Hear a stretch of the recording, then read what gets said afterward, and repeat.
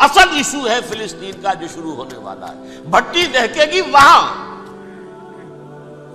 ظاہر بات ہے کہ اگر کوئی بہت بڑا اقدام ہو جاتا ہے فلسطینیوں کے خلاف اور اگر واقعتاً مسجد اقصیٰ اور قبۃ الصخرہ گرا دیے جاتے ہیں، جو طوفان اٹھے گا عالم عرب میں، یہ حسنی مبارک ہو یا شاہ خالد ہو یا کوئی اور ہو، یہ نہیں روک سکتے اس طوفان کو. نوجوان خون اٹھے گا، غیرت اور جو بھی حمیت ہے. مسلمان ان پڑھ سے ان پڑھ اور بالکل بے دین، وہ بھی مسجد کی حرمت پر کٹ مرنے کو تیار ہو جاتا ہے. مسجد تو بنا دی شب بھر میں، ایمان کی حرارت والوں نے، من اپنا پرانا پاپی ہے، برسوں میں نمازی بننا سکتا.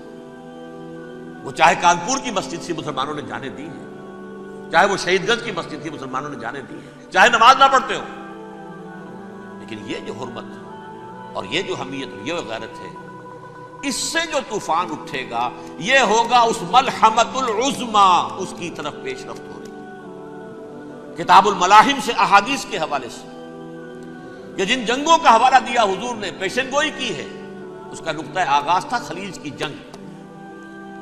صدام حسین نے اسے کہا تھا یہ مدر آف وارز ہے، ام المحارب، یہ ایک جنگ نہیں ہے.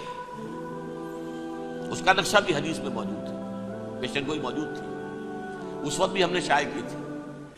لیکن اس میں جو جنگ اب ہونے والی وہ الملحمۃ العظمی. ملحمہ کسے کہتے ہیں؟ لحم گوشت کو کہتے ہیں، اور قصائی کی دکان کو عربی میں ملحم کہتے ہیں، جہاں گوشت کے ٹکڑے کیے جاتے ہیں.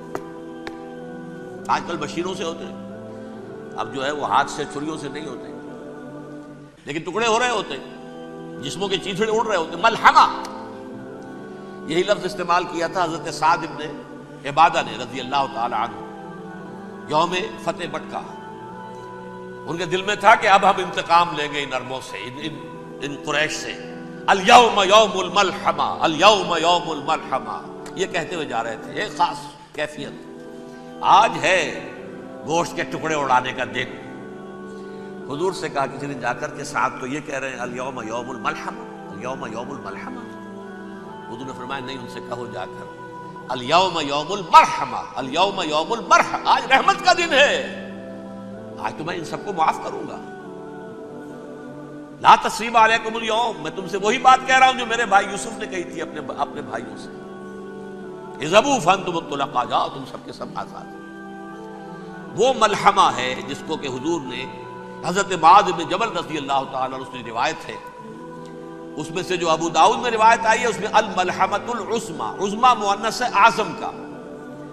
آپ کہتے ہیں جنگ عظیم اول، جنگ عظیم دوم، عظیم کا باپ ہو گیا اعظم، سب سے بڑا، اور اس کا مؤنث ہے سب سے بڑی، عظمی. الملحمۃ العظمی، سب سے بڑی لڑائی. میرے نزدیک یہ وار کے معنی میں نہیں ہے، بیٹل کے معنی میں. انگریزی میں یہ دو لفظ علیحدہ ہے، وار، بیٹل. وار سالوں کو محیط ہوتی ہے، بیٹل کسی ایک خاص جگہ پر جو لڑائی ہوتی ہے اس کو کہتے ہیں. حضور کے اور قریش کے درمیان 6 سالہ وار تھی، جنگ تھی. لیکن battles, battle of Uhud, battle of Badr, یہ بیٹلز تھی، لڑائیاں تھیں. تو عظیم ترین جنگ شاید اس اعتبار سے نہ ہو جیسے کہ ورلڈ وار 1 اور ورلڈ وار 2، یعنی اس کی وسعت کا اتنا معاملہ نہیں اور طوالت کا نہیں، لیکن جو لڑائی جو ہے بیٹل ہونی ہے، جس کو کہ یہ لوگ، یا چونکہ میں نے کہا تھا شروع میں کہ سرما ہے میری آنکھ کا خاک حجاز و ہول قدس. نیو ٹیسٹمنٹ کی آخری کتاب ہے the book of revelation, revelation of saint John. اس میں آرمگڈون کہا گیا ہے اسے. ہر مجدون، یہ عبرانی لفظ ہے، ہر کہتے ہیں اونچی جگہ کو، سطح مرتفع. مجدون میگیڈو، میگیڈو ایک وادی ہے، مرتفع، وادی مرتفع. یہ ہے واقع لبنان، اسرائیل اور شام کے درمیان جو ٹکڑا، جو ٹرائنگل بنتی ہے، یہ ہے، یہاں پر بڑی جنگ لڑی جائے گی. اور یہ جنگ جنگ صلیب ہوگی جو کہا ہے بش نے، یہ جنگ صلیب. سیکنڈ ملینیم شروع ہوئی تھی تو پہلی صلیبی جنگ ہوئی تھی، تھرڈ ملینیم شروع ہوا ہے، یہ سیکنڈ صلیبی جنگ ہے، یہ کروسیڈ ہے. اور میں اس مرتبہ امریکہ گیا تھا تو پہلی مرتبہ مجھے وہاں ایک رسالہ ملا ٹرمپٹ نام کا. یہ امریکہ کے جو بہت ایکسٹریمسٹ قسم کے پروٹیسٹنٹس ہیں، یہ ان کا رسالہ ہے. اور ان کے بارے میں اب کہا جا رہا ہے وہ کرسچین زائنسٹ ہیں. آپ شاید پہلی مرتبہ یہ لفظ سن رہے ہو. زائنسٹ تو ہم سمجھتے ہیں یہودیوں کو. کرسچین زائنسٹ وہ ہیں جو ہیں تو عیسائی پروٹیسٹنٹس ہیں، لیکن اسرائیل کے وہ حمایتی یہودیوں سے بڑھ کر ہیں.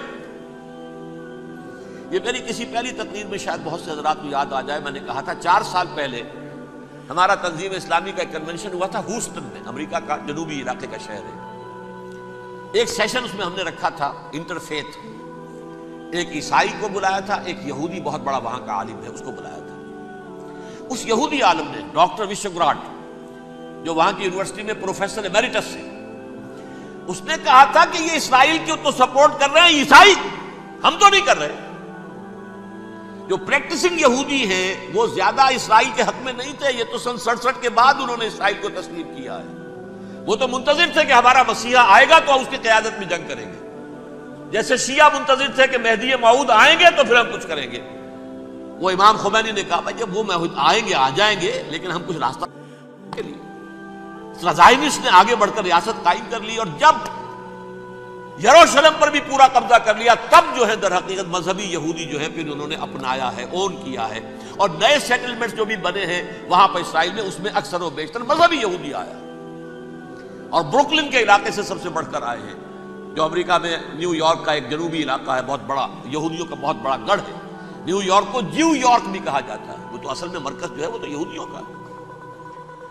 اس حوالے سے وہاں پر جو کرسچن زائنسٹ کہلاتے ہیں وہ اسرائیل کے یہودیوں سے بھی بڑھ کر کہیں سپورٹر ہیں. بہرحال اس دوسری صلیبی جنگ کا معاملہ جو میں کہہ رہا تھا، ٹرمپٹ نامی رسالہ، اس کا ایک مضمون ہے دی لاسٹ کروسیڈ. اب یہ آخری کروسیڈ ہے جو شروع ہونے والا ہے. میں تو حیران ہوں کس قدر کھل کے وہ باتیں کرتے ہیں. رومن کیتھولکس کو وہ کہتے ہیں کہ یہ شیطان ہے، یہ پوپ شیطان ہے. یہ یورپ کو اس نے جمع کیا ہے کرسچینٹی کی بنیاد پر، اور اس میں زیادہ تر کیتھولکس ہیں. آپ کو معلوم ہے برطانیہ بڑی مشکل سے شامل ہوا ان کے ساتھ، اس لیے کہ وہ پروٹیسٹنٹ کا سردار تھا، ابھی پوری طرح نہیں ہے. یورپ جو ہے وہ رومن امپائر دوبارہ یہ کھڑی کر رہا ہے، اور در حقیقت یہ جو ہے یہودیوں سے بھی چھیننا چاہتے ہیں اسرائیل کو اور فلسطین کو، اور مسلمانوں سے بھی. اور یہ وہی کروسیڈ جو تھے اربن ثانی کے، اس کی تیاری کر رہے ہیں تاکہ وہاں پر عیسائی حکومت قائم ہو جائے، کیتھولکس کی، پوپ کی حکومت قائم ہو جائے، جیسے ایسٹ تیمور میں کر دی. ایسٹ تیمور میں کون سی حکومت بنی ہے؟ Roman Catholic. رومن کیتھولک اسرائیل میں بنے تاکہ یہ سارے مقامات مقدسہ جہاں اسرائیل پیدا ہوئے، بیت حضرت مسیح پیدا ہوا، بیت الحم کہاں ہے؟ وہی ہے کہ نہیں؟ جہاں سے ریزریکشن ہوا ان کے خیال میں وہ کہاں ہے؟ وہیں پر ہے کہ نہیں؟ بڑے بڑے گرجے ان کے وہی ہیں. تو اس اعتبار سے ان کا کہنا یہ ہے یہ لاسٹ کروسیڈ کی تیاری ہو رہی ہے، یہ کیفور. اور ان کا کہنا یہ ہے کہ یہ پوری طاقت نیٹو کی جو ہے، یہ پہلے جرمنی سے لائی گئی بوسنیا، انہوں نے خود وہاں جنگ کروائی، انہوں نے خود وہاں پر ایتھنک کلینسنگ کروائی، پھر خود مصالحت کے لیے آ گئے، پھر کوسوو میں انہوں نے خود آگ بھڑکائی. یہ میں نہیں کہہ رہا، یہ وہ ٹرمپٹ رسالہ امریکہ سے چھپنے والا پروٹیسٹنٹس کا رسالہ ہے جو یہ کہہ رہا ہے. پھر انہوں نے کوسوو کے اندر کروایا، اور پھر وہ وہاں پر پیس فورس کی حیثیت سے آ گئے. اب وہ میسیڈونیا میں کروا رہے ہیں اور وہاں داخل ہو گئے ہیں. اگلا قدم ان کا سائپرس ہوگا، سائپرس میں ترکوں کو اور وہ گریکس کو لڑائیں گے اور وہاں آ جائیں گے، وہاں سے ایک چھلانگ لگائیں گے اور یہ فلسطین میں پہنچیں گے. اور یہ وہاں پر ایک رومن امپائر، اپنی پرانی رومن امپائر کی طرح کی رومن کیتھولک ریاست قائم کرنا چاہتے ہیں. تو وہاں امریکہ کے عیسائیوں میں بھی کوئی ایک طبقہ نہیں ہے. کیتھولکس بھی ہے، کیتھولکس زیادہ نہیں ہے ہمدرد، لیکن اب تابع ہو چکے ہیں. اسحاق ریبین نے جب یہ پیس ٹاک شروع ہوئی تھی، آپ کو یاد ہوگا شاید کہ جب وہ آیا تھا واشنگٹن سے واپس فلسطین اسرائیل، تو پہلے روم میں رکا for an audience with the pope. اور پوپ کو اس نے ایک مرتبان سا پیش کیا تھا، حضرت سلیمان علیہ السلام کے زمانے کا مرتبان، اور کہا تھا دیکھیے 3000 برس تک ہم نے اس کی حفاظت کی ہے، اب یہ میں آپ کے حوالے کر رہا ہوں. اس کے بعد سے پوپ جو ہے بالکل رام ہو گیا، اور وہ عیسائیوں کے ساتھ اور یہودیوں کے ساتھ ان کا پورا وعدہ ہو. اب پورا عیسائی ورلڈ جو ہے بحثیت مجموعی یہودیوں کے شکنجے میں ہے. البتہ ان کے اندر بھی جھگڑے ہیں. جو وہاں پر وائٹ کرسچن ملیشیاز ہیں وہ ایکسٹریمسٹ ہیں کیتھولکس. ان کے نزدیک دشمن نمبر 1 یہودی، دشمن نمبر 2 مسلمان، دشمن نمبر 3 جو یورپ میں کالے ہیں، ایفرو امریکن، چاہے وہ عیسائی ہو گئے ہوں، کوئی بھی ہو. یہ 3 دشمن ہیں جن سے انہوں نے کلینز کرنا ہے، صاف کرنا ہے ان کے خیال کے مطابق امریکہ کی سوسائٹی کو. اولاً یہود، پھر مسلمان، اور پھر یہ جو کالے ہیں. لیکن دوسری طرف پروٹیسٹنٹس کے اندر ایکسٹریمسٹ وہ ہیں جنہیں کہا جا رہا ہے یہ کرسچین زائنسٹ ہیں، یہ اسرائیل سے بڑھ کر سپورٹرز ہیں. بہرحال یہ اب جنگ ہوگی، اس کا نتیجہ کیا نکلے گا یہ تو اللہ ہی جانتا ہے. اب میں آخری بات کی طرف آ رہا ہوں. آخری نتیجہ تو جو بھی کچھ اپس اینڈ ڈاؤنز آئیں گے. تلک الایام نداولها بین الناس. آخری نتیجہ ڈراپ سین وہ یہ ہوگا کہ اللہ کے دین کا بول بالا ہوگا اور پوری دنیا پر محمد کے لائے ہوئے دین صلی اللہ علیہ وسلم کی حکومت قائم ہوگی. وہ گویا قیامت کی تمہید ہوگی، اس کے بعد بس قیامت آئے گی، کیونکہ مقصد کائنات، تخلیق کائنات پورا ہو جائے گا. پوری مخلوقات کے اندر مقصد تخلیق، کلائمیکس آف کریشن محمد الرسول اللہ صلی اللہ علیہ وسلم. دین کی تکمیل محمد الرسول اللہ صلی اللہ علیہ وسلم. اور اس خلافت عرضی کے لیے جو حضرت آدم کو خلافت دی گئی تھی، جب اس میں وہ خلافت پوری دنیا پر قائم ہو جائے گی، اس کا مقصد پورا ہو جائے گا. And that will be the beginning of the end. اس کے بعد قیامت ہے. آخری نتیجہ تو یہ نکلنا ہے. اس سے پہلے سزائیں ہمیں بھی مل رہی ہیں.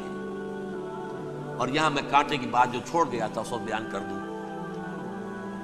اللہ نے اس مغضوب علیہم قوم کو، اس ملعون قوم کو کیوں، اب چکا ہوں یہ بڑے عذاب کے مستحق ہو چکے تھے حضرت عیسیٰ علیہ السلام کے زمانے میں، چھوٹتی ہے ابھی تک ہے، بلکہ ایک مرتبہ ابھارا ہے.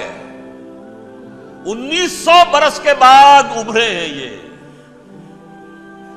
بالفور ڈیکلریشن 1917 سن 70 عیسوی کے بعد، تقریباً 1900 برس، 1850 برس تو ہے کم سے کم. پھر creation of Israel 1948، 1967 extension of Israel, یروشلم پر قبضہ. یہ سارا جو ہے کیوں ہے؟ اللہ تعالیٰ اس خیر امت محمد صلی اللہ علیہ وسلم، اس کے بہترین حصے کو سزا ان ملعونوں کے ہاتھوں دے رہا ہے. کیوں؟ جو جرم انہوں نے کیا تھا وہی ہم نے کیا. انہوں نے اللہ کی کتاب کو پیٹھ کے پیچھے پھینکا. نبذ فریق من الذین اوتوا الکتاب کتاب اللہ وراء ظہورہم. ہم نے اپنی پیٹھوں کے پیچھے پھینکا کہ نہیں؟ کولونیل رول سے آزاد ہوئے، کہیں اسلامی قانون نافذ کیا، کہیں اسلامی نظام قائم کیا. تو جو جرم ان کا تھا وہی ہمارا ہے. اور ہم خیر امت ہیں، اور ہمارے میں سے خیر ترین عرب ہیں. ان پر اللہ کا فضل، ان کی مادری زبان میں اللہ کی کتاب موجود ہے.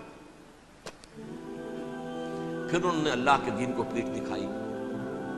جو ملک آزاد ہوا کولونیل رول سے، یا اس نے قبلہ کر لیا اپنا ماسکو کی طرف، یا کر لیا واشنگٹن کی طرف. کسی نے مکے کو قبلہ بنایا. یہ بدترین سزا ہے. ویل للعرب من شر قد اقترب. اور ترمذی شریف میں تو یہاں تک روایت ہے، من اقتراب الساعۃ ہلاک العرب. قیامت کے قرب کی ایک نشانی یہ بھی ہوگی کہ عرب ہلاک ہو جائے. ایک حدیث میں الفاظ آتے ہیں کہ حضور نے جب کہا یہ ہوگا یہ ہوگا یہ ہوگا، یہ بربادی آئے گی، تو کسی زوجہ محترمہ نام میں بھول رہا ہوں، انہوں نے پوچھا کہ عرب اس دن کہاں ہوں گے؟ فرمایا العرب یومئذ قلیل. بہت کم. آخری خاتمہ ہونا ہے یہود کا حضرت مسیح علیہ السلام کے ہاتھوں. وہ عذاب جو 2000 برس تک ان سے ٹلا رہا وہ آئے گا، اور ان کے رسول ہی کے ہاتھوں آئے گا. لیکن اس سے پہلے مسلمانوں پر یہ عذاب آ رہا ہے. ہولوکاسٹ کے درجے کا عذاب آ رہا ہے. البتہ ہم پاکستانی اس میں یوں سمجھ لیجئے کہ وہ تو خبریں موجود ہیں احادیث میں، وہاں تو جو ہونا ہے، اتنے انسان بنیں گے کہ ایک پرندہ جو ہے اڑتا چلا جائے گا، وہ نہیں چاہے گا کہ نیچے اترے تو کسی لاش پر اترے، اسے جگہ نہیں ملے گی زمین خالی کر کہیں اتر سکے، تھک ہار کر گرے گا، مرے گا تو بھی لاش کے اوپر گرے گا۔ یہ الفاظ ہیں صلی اللہ علیہ وسلم، الملحمۃ العظمیٰ الملحمۃ الکبریٰ، یہ لاسٹ کروسیڈ، ٹرمپٹ اخبار نے، میں اس کا فوٹو سٹیٹ بھی کبھی آپ کو دکھا دوں، ویسے میرے ساتھ ہے وہ رسالہ ٹرمپٹ، دی لاسٹ کروسیڈ، اس کی تیاری ہو رہی ہے، وہ الملحمۃ العظمیٰ اور ملحمۃ الکبریٰ جو ہے وہ آنے والی ہے۔ ابن ماجہ میں کبریٰ کہا ہے، اکبر کا مؤنث کبریٰ، ملحمہ کبریٰ سب سے بڑی جنگ اور ملحمہ عظمیٰ سب سے عظیم جنگ، یہ ہوگی اور بہت جلد ہوگی۔ اب آخری بات یہ عرض کر رہا ہوں، کریں کیا؟ کچھ کریں بھی کہ نہیں؟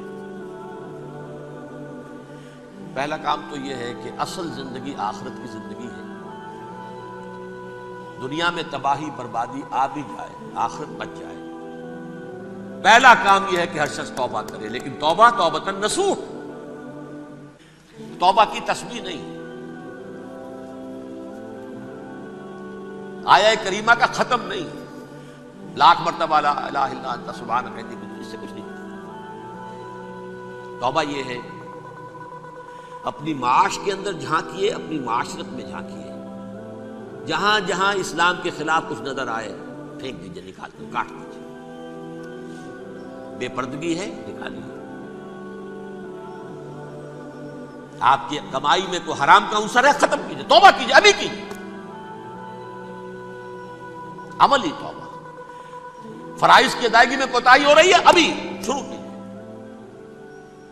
اللہ کے دین کے غلبے کے لیے جد و جہد، ان صلاتی و نسکی و محیایا و مماتی للہ رب العالمین لا شریک لہ وبذالک امرت وانا اول المسلمین، بڑی ہے۔ اگر میرے اور آپ کے کیے کچھ نہ ہوا تب بھی کم سے کم میری اور آپ کی آخرت تو بن جائے گی، عاقبت تو بن جائے گی۔ اخروی عذاب، سب سے بڑا عذاب، دائمی عذاب، اس سے ہم بچیں۔ دوسرا کام ہے اجتماعی توبہ۔ اجتماعی توبہ کیسے ہوگی؟ یہ سلطنت خداداد پاکستان جو اللہ نے عطا کی تھی، اس میں اسلام کا نظام قائم اور اسلام کی شریعت نافذ کریں، اس کے لیے جد و جہد تن من دھن کے ساتھ لگ جاتا ہے، منظم جماعت بنا کر، اول تو تمام جماعتیں ایک متحدہ محاذ بنائیں اور آ جائیں میدان کے اندر۔ وہ صرف طالبان کی حمایت نہیں، اس ملک میں اللہ کے دین کو قائم کرنے کے لیے